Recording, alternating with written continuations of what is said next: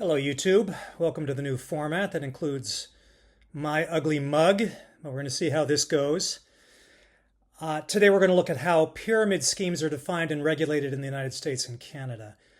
There are different legal meanings in each country. I'm going to focus a lot on something called the Koscot test, the ultimate user portion of that test, and modern enforcement cases. The term pyramid scheme sounds straightforward, but in law there's a lot of nuance, and this is nuance that allows a lot of shenanigans and bad behavior on the part of MLM supporters. The definitions, particularly in the United States, come from case law, whereas in Canada the definition is codified in a statute, and that's called the Competition Act.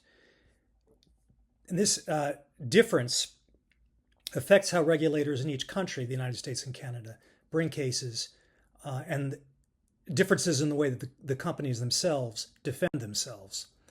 So the Federal Trade Commission, the FTC, uses Section 5 of the FTC Act, which deals with unfair or deceptive acts or practices. Pyramid scheme findings hinge on recruitment-based rewards. Now, the several states, not all of them, fill in gaps with their own statutes, and they echo the same logic. Pay to recruit is a red flag. Now, by contrast, in Canada, Section 55.1 of the Competition Act defines a scheme of pyramid selling. The key elements are as follows: payment for recruitment, mandatory inventory purchases, lack of buyback. And that's a criminal offense in Canada, very different from the United States where it's a civil approach. So let's talk about the United States, going back to Koscot Interplanetary Inc. In 1975. The Koscot test defines an illegal pyramid scheme as one in which there is payment for the right to sell and the right to recruit. Koscot didn't create a statute. This is case law, right? It created what we refer to as a judicial test. It's still used until today, 2025. Later cases after 1975, Amway, Omnitrition, and Burn Lounge refined the interpretation of this test. So, the key thing, and this is where all of the arguments enter the chat, is the definition of an ultimate user, which is, or should be, a genuine end users. MLMs defend themselves by claiming that distributors are ultimate users. Regulators counter that purchases made to qualify for rank don't count as ultimate use.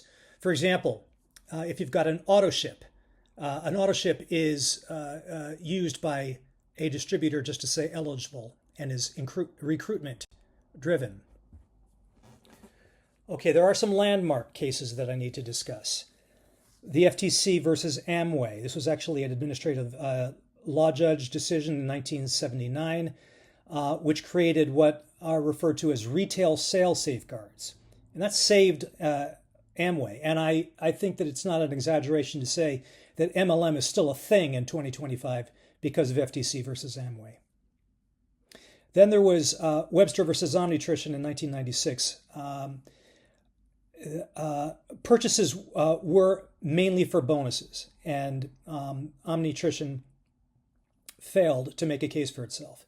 And then finally, Burn Lounge in 2014 confirmed the so-called Koscot test and clarified the self-consumption rule.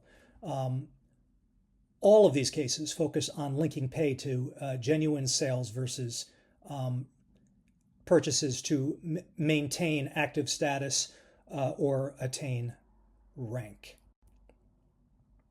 So let's look at some cases between 2015 and 2024. The FTC appears to say that self-consumption is okay as long as there is genuine demand.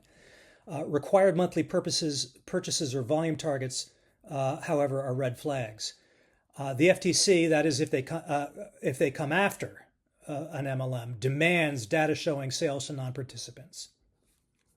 And this is all found at the FTC website. VIMA, for example, failed to demonstrate that the majority of sales were to end users. Herbalife settled and said that they would restructure. Unclear really if they didn't. Advocare paid a fine and dropped their MLM plan. Neora in 2023.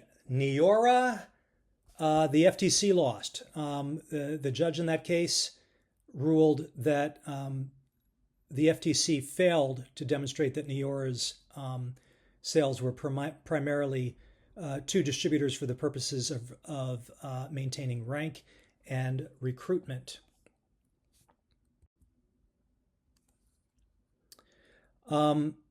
So here's a sort of a summary on the ultimate user principle.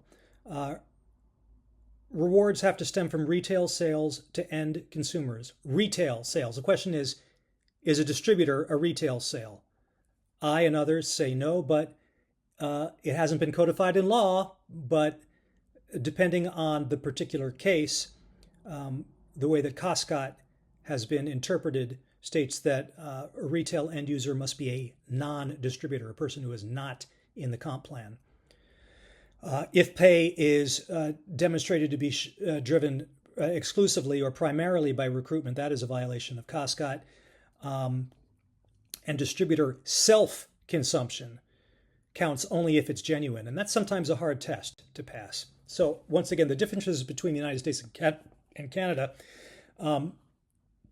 U.S. case law rules. There is no statute per se, as in Koscot and Burn Lounge. In Canada, they've got a statute. It's the Competition Act, Section 55.1. In the United States, these are administrative matters and only civil penalties are distributed. However, this is a criminal infraction in Canada. Both systems in the United States and in Canada target recruit-based income models. So really the core question comes down to, are profits from recruitment or from real sales? If the companies were more transparent and if they're actually flagged by the FTC and they were forced to show their numbers, I believe it would be a trivial exercise to show that profits are from recruitment and not from real sales. Pyramid schemes collapse because earnings depend on recruiting, not from retailing. Then the final word went there to the FTC. And my final word is that your skills, knowledge, and experience are too valuable to waste in an MLM. That's all I got. I'll see you in the next one.